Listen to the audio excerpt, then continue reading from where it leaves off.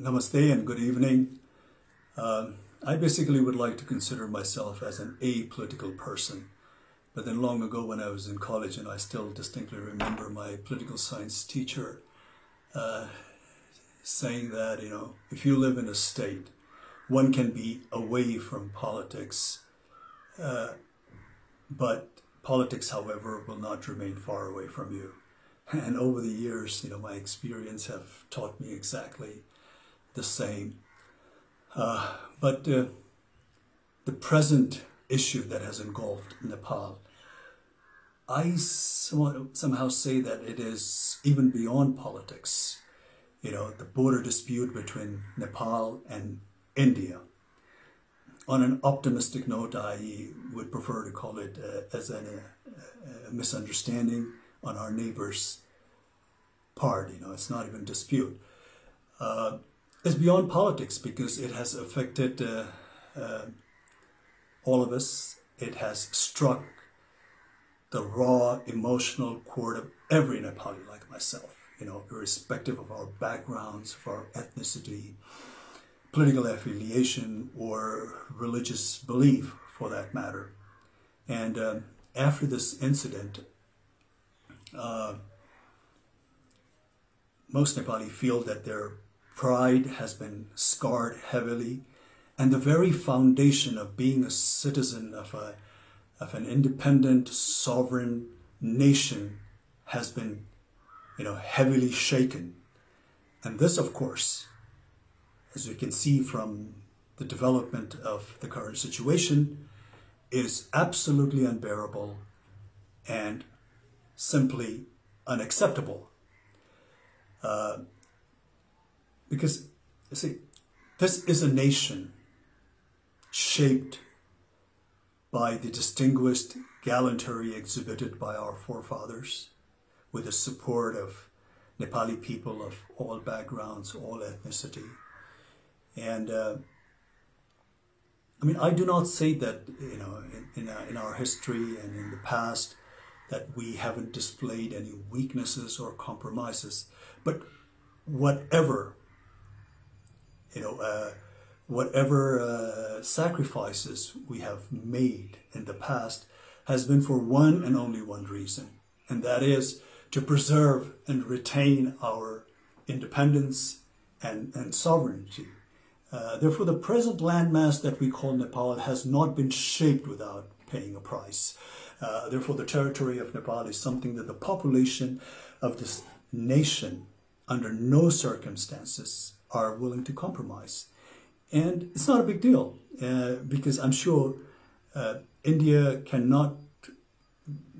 India not only understands this very clearly, but also highly identifies with this emotion, because India itself has gone through an arduous struggle against the heavy-handedness of its colonial powers. But we do not want to dwell on unnecessary braggadocio. Like we said, we in the past, in history, we've had our weaknesses. We had, our share of shortcomings. There was a phase of ignorance. There was a phase of, absent of political will amongst the political parties of the day, or the display of apathy by our political leaders of that time for some reasons.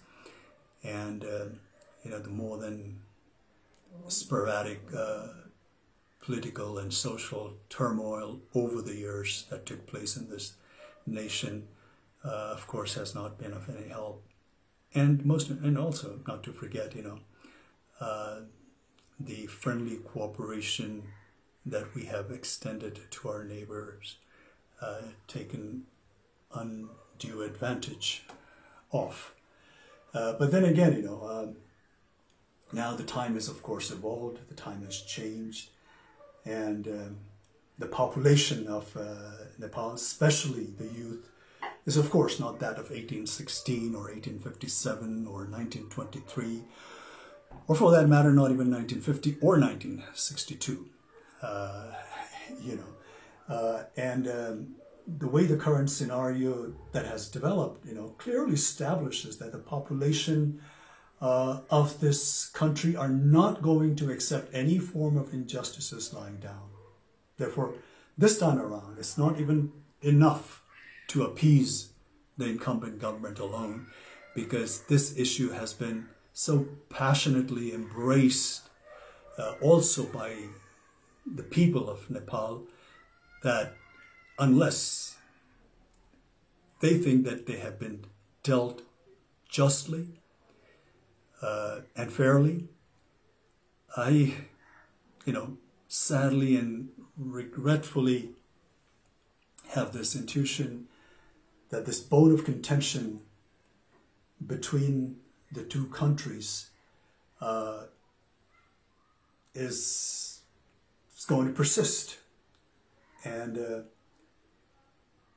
this sort of, a deadlock between two neighboring nations who for such a long time in history have shared common values, common culture, tradition, religious belief to a large extent, is